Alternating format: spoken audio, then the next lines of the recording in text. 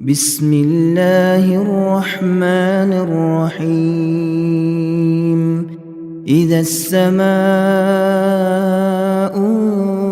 انشقت وأذنت لربها وحقت، وإذا الأرض مدت وألقت ما فيها وتخلت وأذنت لربها وحقت.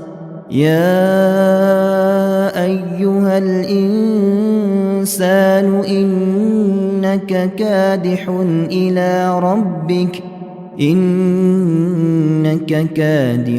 إلى ربك كدحا فملاقيه.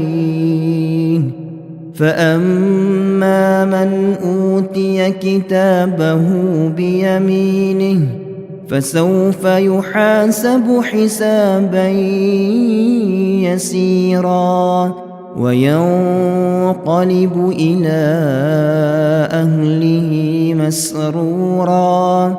وأما من أوتي كتابه وراء ظهره فسوف يدعو ثبورا ويصلى سعيرا، إنه كان في أهله مسرورا، إنه ظن أن لن يحور.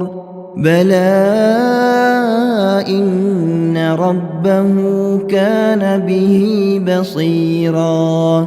فلا أقسم بالشفق والليل وما وسق والقمر إذا اتسق لتركبن طبقا عن طبق فما لهم لا يؤمنون. وإذا قرئ عليهم القرآن لا يسجدون بل الذين كفروا يكذبون.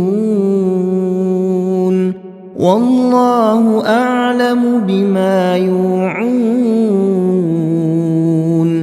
فبشرهم بعذاب أليم إلا الذين آمنوا وعملوا